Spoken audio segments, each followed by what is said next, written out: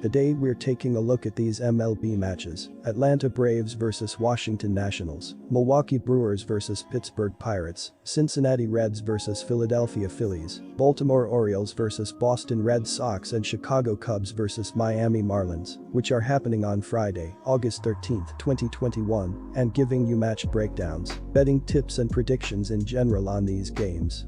Welcome back to High Stakes. Let's get straight into it. Also, don't forget to subscribe to get notified as soon as we release these sport prediction videos. And if you would like more betting tips and predictions, then check out our Patreon in the link down below. Our new Patreon is a way for us to help you improve your chances of making more money. 5 plans are available for each and every one of you. You can get 30 extra betting picks all the way up to 270 extra betting picks per month.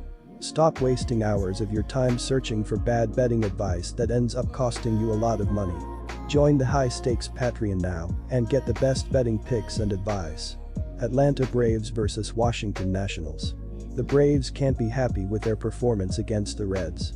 Granted, they still managed to win the series, but that final game was just a complete meltdown, an atrocious ending to a 3-game winning streak. These games are precious for the Braves when looking at the overall playoff picture.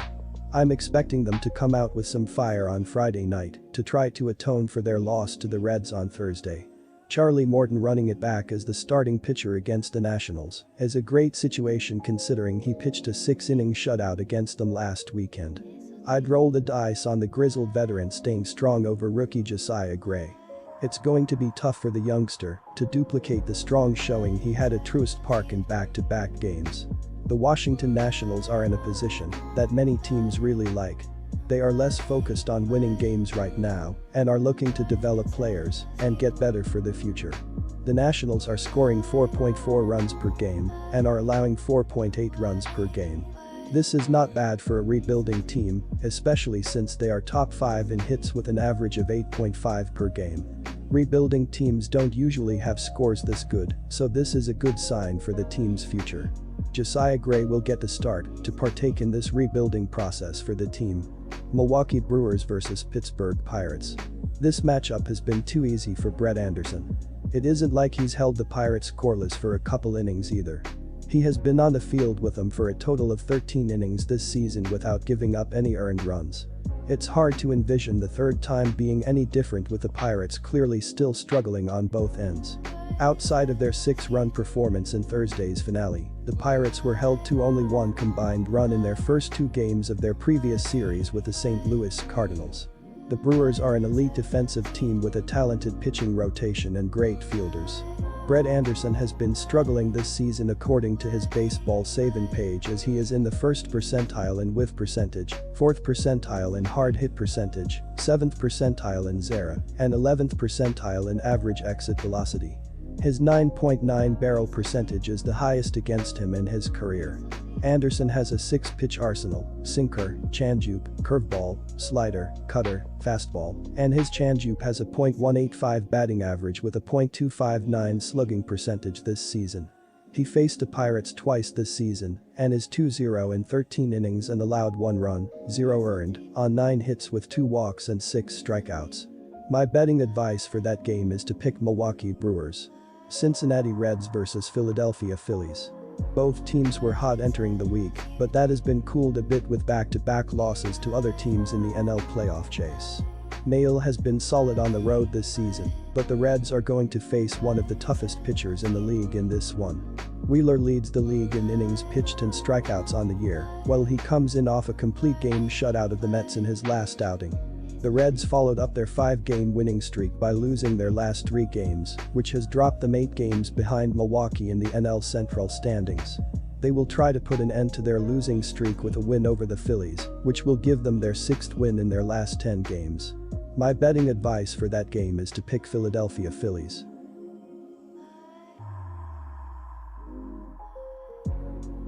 Baltimore Orioles vs Boston Red Sox. While Boston has had their issues of late, the fact remains that they are a talented team that can bounce back at a moment's notice, as Tampa Bay found out Wednesday. The Red Sox are more than capable of piling up a bunch of runs and burying a mediocre team in the process. Baltimore has hit the skids with 7 straight defeats, and Watkins has slumped after a strong start to his big league career. The Orioles saw Chris Davis announce his retirement on Thursday, though he had been a shell of his former self in recent years. The Baltimore Orioles have been struggling offensively as a whole this season as their .706 ops is 20th in the majors. The Orioles did just have designated hitter Chris Davis officially announce his retirement on Thursday, but the lineup has been scoring runs, as in the last 13 games, they have scored 49 runs. Center fielder Cedric Mullins has been dominating this season as he has recorded a .936 ops with 20 home runs and 40 RBI, while stealing 22 stolen bases in 29 attempts. If the Orioles can continue to develop talent, they will be able to win in the not-so-distant future. Boston bounced back from losing the opening game of their set with Tampa Bay by piling up the runs in a win Wednesday night. The Red Sox entered Thursday second in the AL East, 4 games behind the Rays for the division lead. In the AL wild card picture, the team holds the second wild card spot by 2 games over the Yankees.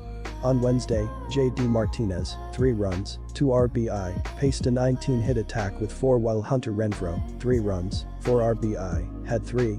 Xander Bogaerts added his 19th homer of the season in the contest as the Red Sox had their highest scoring performance since 2015. The offensive onslaught was more than enough for Nathan Eovaldi, 10-7, to earn the win. He threw 7 innings, allowing 1 run on 3 hits with 1 walk and 10 strikeouts. My betting advice for that game is to pick Boston Red Sox -1.5. Chicago Cubs vs Miami Marlins. It's hard to predict who will win this game. Miami has lost 10 of its last 14 games and 5 of its last 6 overall. The Cubs haven't been any better, dropping 8 in a row and 14 of their last 16 games. Alzolay has pitched well at times during his own personal 8-game slide, but hasn't gotten enough run support for it to matter over the last 2 months. Meanwhile, Luzardo is coming off of a rough outing against the Phillies in his last appearance, but had a serviceable showing in his first career start at Marlins Park. The Cubs' pitching staff has been average this season. The Cubs are in the middle of the league in ERA, hits allowed, runs allowed, strikeouts, whip, and batting average against. Walks and giving up the long ball have been an issue for the team. They are currently bottom 5 in walks allowed and home runs allowed in the league. Chicago has been poor to average on offense this season. They are in the middle of the league in runs, home runs, RBIs, and SLG. Chicago is bottom 10 in hits, batting average, OBP, and ops. My betting advice for that game is to pick Miami Marlins. Good luck to all of you. That's it for this video. Stay tuned and stay safe for the next betting tips and advice.